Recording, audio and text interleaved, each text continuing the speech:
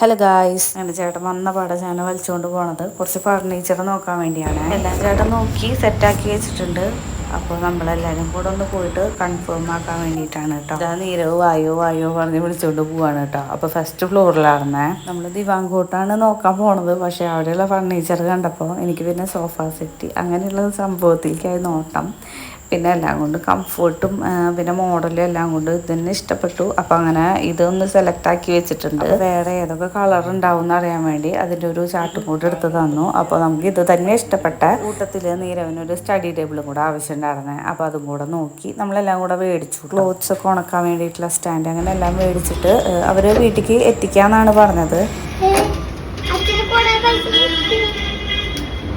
GPay വഴി കുറച്ച് പൈസ അടയ്ക്കാൻ പറ്റുള്ളൂ. ബാക്കിയുള്ളത് നമ്മൾ ക്യാഷായിട്ട് ഡെലിവറി ചെയ്യണ സമയത്ത് കൊടുക്കാൻ വേണ്ടിയായിരുന്നേ. അപ്പോൾ ATM നിന്ന് പൈസ എടുത്തു. 1 മണിക്കൂർ ആകുമ്പോഴേക്കും അത് എത്തിയിട്ടോ വീട്ടിലേക്ക്. പിന്നെ നമ്മൾ ഇറക്കാനുള്ള പരിപാടിയായി. അങ്ങനെ ഷോപ്പിൽ സെലക്ട് ചെയ്യാൻ നിൽക്കുമ്പോൾ അവിടെ ഉണ്ടായിരുന്ന സ്റ്റാഫ് 2 പേര് തന്നെയാണ് കേട്ടോ. അപ്പോൾ ഇത് ഇറക്കാൻ വേണ്ടിയിട്ട് വന്നതും പിന്നെ ഓട്ടോയിൽ വന്നെല്ലാം ഇറക്കി തന്നു.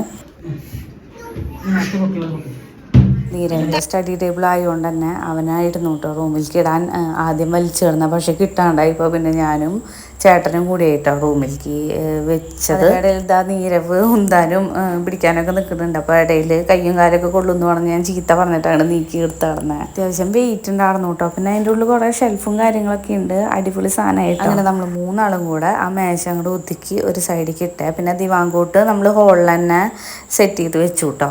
നമ്മുടെ സ്പേസ് അനുസരിച്ചിട്ട് വേണമല്ലോ നമുക്ക് വെക്കാൻ. അപ്പോൾ അങ്ങോട്ടും ഇങ്ങോട്ടും നടക്കാൻ പറ്റണ പോലെ അവിടെ സൈഡിൽ അലമാരയൊക്കെ ഉണ്ടായിരുന്നു. അപ്പോൾ അത് തുറക്കാനും എല്ലാം പറ്റണമല്ലോ. അപ്പോൾ അങ്ങനെ ഒരു ഇതായിട്ടാണ് നമ്മൾ വെച്ചത്.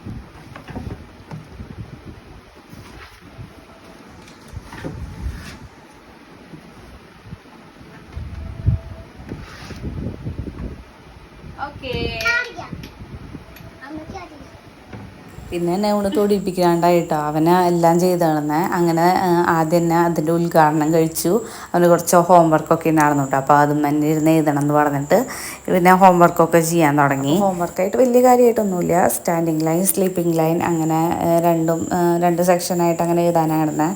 അപ്പോൾ കുട്ടി നല്ല മിടുക്കനായിട്ട് എല്ലാം എഴുതുന്നുണ്ട് കേട്ടോ. സ്റ്റഡി ടേബിളിൽ അവൻ്റെ ബാഗ്, ബുക്സ് എല്ലാം കൂടെ ഒതുക്കി പിന്നെ അവനെ ഈ ഹോംവർക്കും കൂടെ ചെയ്യിപ്പിച്ചിട്ട് നമ്മൾ കറിയൊന്നും വെച്ചിട്ടുണ്ടായിരുന്നില്ലേ, അത് വയ്ക്കാൻ പോവുകയാണെ. അപ്പോൾ അടുത്ത വീഡിയോയിൽ കാണാം. Tata bye bye, see U.